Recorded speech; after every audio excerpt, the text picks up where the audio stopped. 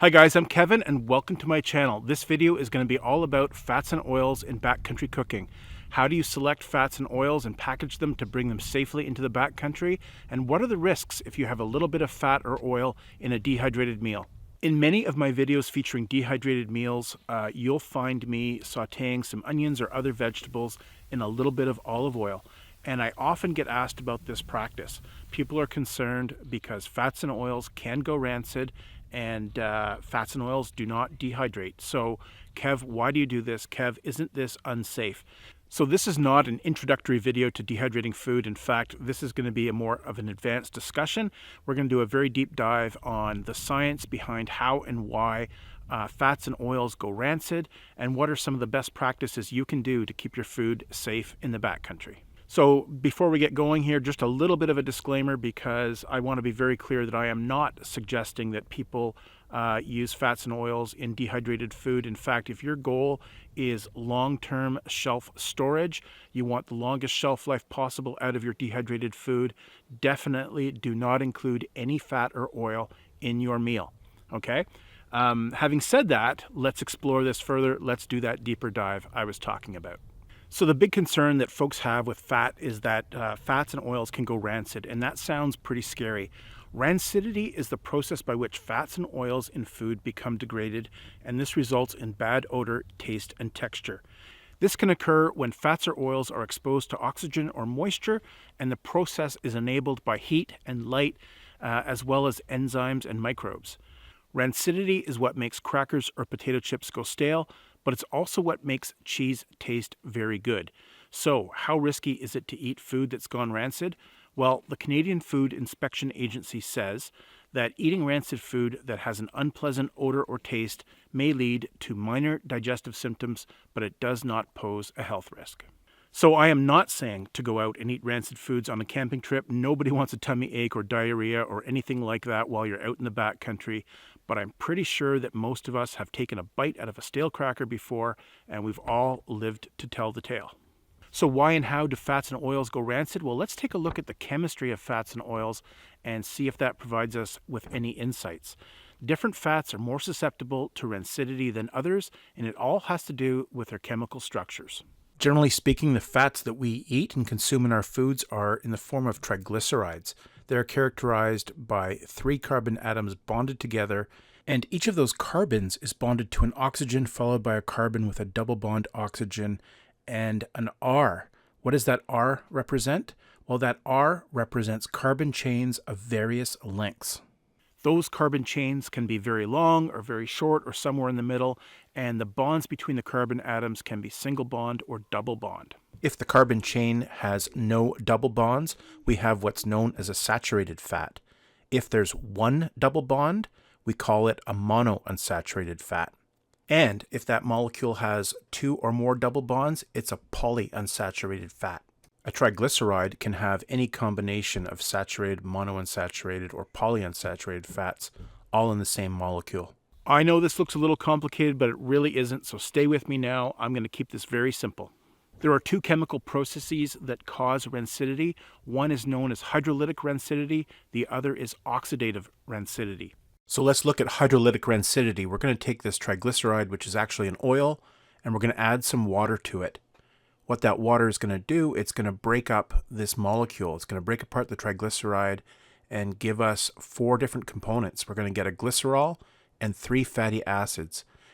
It's those fatty acids that can give off a pungent or acidic smell.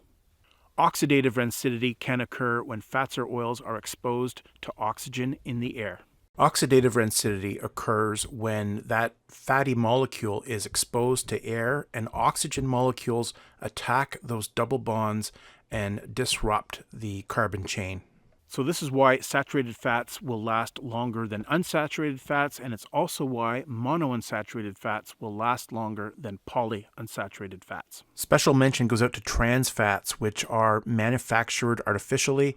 They have a slightly different bond, a different angle to that double carbon bond, and that makes them more resistant to oxidative rancidity. Industrially produced trans fats have been phased out of the Canadian food supply.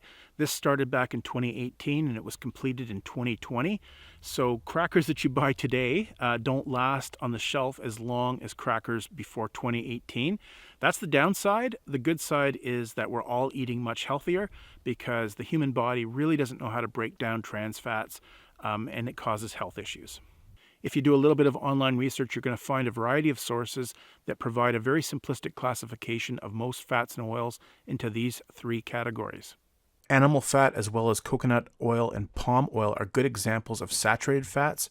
Olive oil, avocados, and fish are good examples of monounsaturated fats. And sunflower oil and corn oil are generally considered polyunsaturated fats. And generally speaking, the saturated fats are more shelf-stable than polyunsaturated, but polyunsaturated fats are better for you. Saturated fats also have a higher melting point and are generally solid at room temperature. But most fats and oils are very complex. Often a recognizable type of fat or oil like butter or olive oil is going to contain a mixture of many saturated or unsaturated fats. In fact, butter is known to contain over 400 different types of fats. And this table shows some of that complexity. All of the fats and oils that we're familiar with at the dinner table are really a complex blend of saturated and unsaturated fats. Let's take a detailed look at olive oil, which happens to have a variety of fatty acids in it. And just so happens that the three most common fatty acids in olive oil are the ones I've been showing in these diagrams. Olive oil contains about 70% oleic acid, which is a monounsaturated fat with a double bond on the 9th carbon. Olive oil also contains about 15% linoleic acid, which is a polyunsaturated fat, and it contains about 13% palmatic acid, which is a saturated fat. Olive oil has a number of things going for it. Its total saturated and monounsaturated fat content is about 85%, which makes it pretty stable. It also has no short chain fatty acids.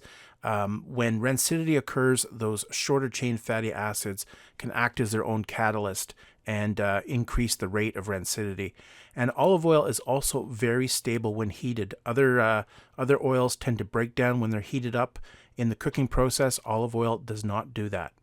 So let's pull some of this knowledge together and talk about how to bring fats safely into the backcountry. We know that saturated fats last longer than unsaturated fats, so let's start there. Let's pick a saturated fat. And saturated fats also last a long time if they do not come in contact with water. So you can find lard in your grocery store and it is not refrigerated. Lard is simply wrapped in paper and cardboard. It's not refrigerated. It's 100% fat with no moisture, and it is very, very shelf stable. Now, lard might not be your thing on a backcountry trip. You might not enjoy the taste of it as much, but ghee or clarified butter is also like this. It is also found in grocery stores, unrefrigerated, and it lasts a very, very long time in the backcountry as long as you don't get it wet.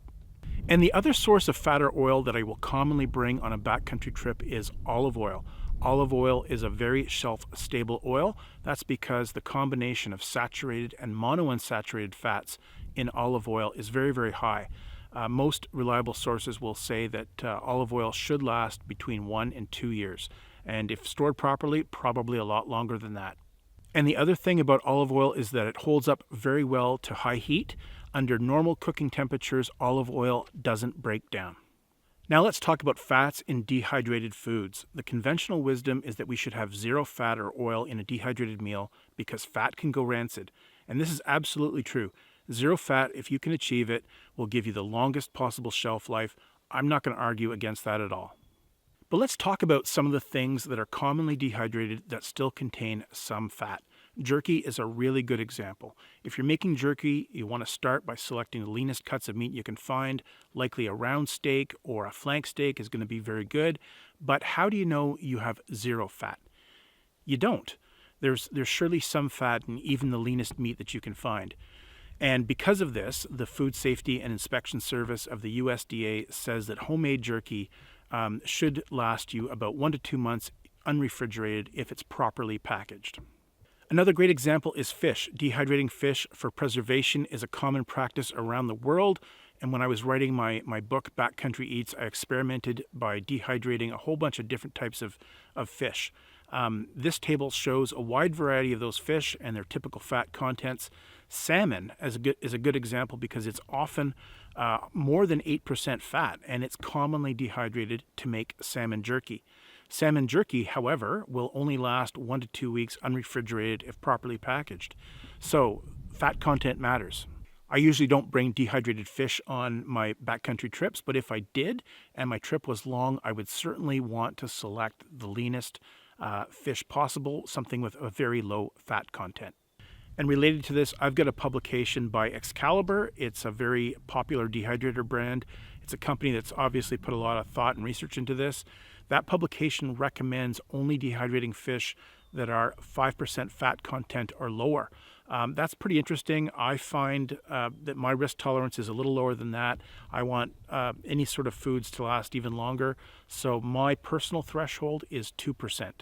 And I've extended this concept to other foods, and I've had really good success in dehydrating fatty foods like yogurt and cottage cheese, as long as their fat content is 2% or less. Now remember, I'm not dehydrating foods for long-term storage. The foods I dehydrate are for backcountry trips, and my longest trips are generally in the 2-week range. For that duration, foods with a 2% fat content hold up just fine. I've never had anything spoil on me on one of my trips. So when I add a tablespoon of olive oil to a large pot of food that I intend to dehydrate, I've got a couple of things going for me. I've done the math, and the percentage of oil in that entire meal is much less than 1%. And I'm using olive oil, which we discussed before is fairly heat resistant. It doesn't break down, certainly not under normal cooking temperatures. So at the end of the cooking process, the oil won't be degraded. And olive oil is high in saturated and monounsaturated fats, so it has a fairly long shelf life. I'm not going to get the same performance out of canola oil or corn oil. So by all means, if you're dehydrating food for long-term storage, you want to minimize the fat content. Foods with zero fat will give you the longest shelf life possible. But if you're doing backcountry tripping, your foods can handle a little bit of fat. You just want to be careful and manage it and think about what kind of fats you use. My personal rule of thumb is that foods with 2% or less fat, I'll dehydrate those on a trip as long as I'm careful about what fats I'm using and I package and store them carefully.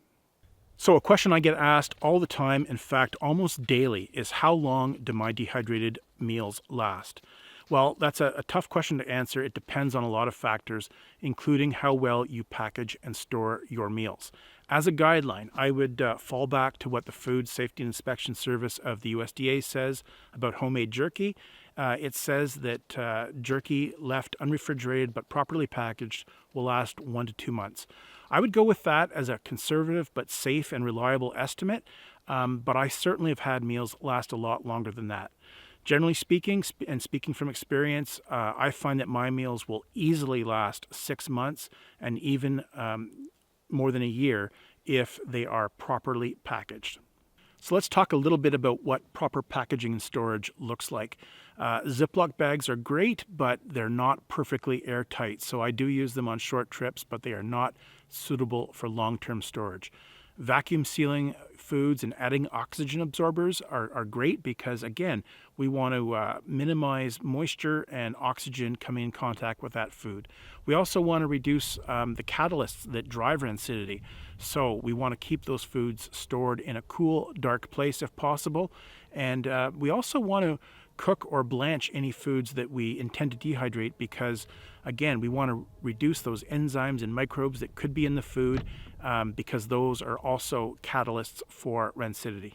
I typically store my meals in a freezer until I'm ready to go on my trips.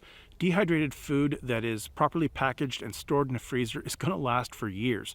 So I don't even worry about it. I throw my meals in the freezer, and before a trip, I pull them out, and I know those meals are going to last and be safe. And remember, you're going to be able to tell if something has spoiled by its smell, its changing coloration or texture, and certainly by its taste. So another tip I have for you is to package any foods with some fat content. Could be nuts, could be cheese, could be dehydrated yogurt or cottage cheese. Package those things separately from the rest of your meal. If those things spoil when you're out on a trip, you're going to be able to tell, and you can choose not to add them to your meal when you rehydrate your meal. And any foods that you do bring on your trip that have a higher fat content, like a cheese or salmon jerky, you can choose to eat those foods earlier in your trip rather than later in your trip. So I hope this information was valuable to you. I hope this sheds some light on the subject of rancidity and fats and oils and dehydrated foods in the backcountry. It is not a light topic. A lot of people have a lot of concerns. Hopefully, this helps you make your own decisions. We all have different risk tolerances. I've shared with you where mine is and why I make the choices I do.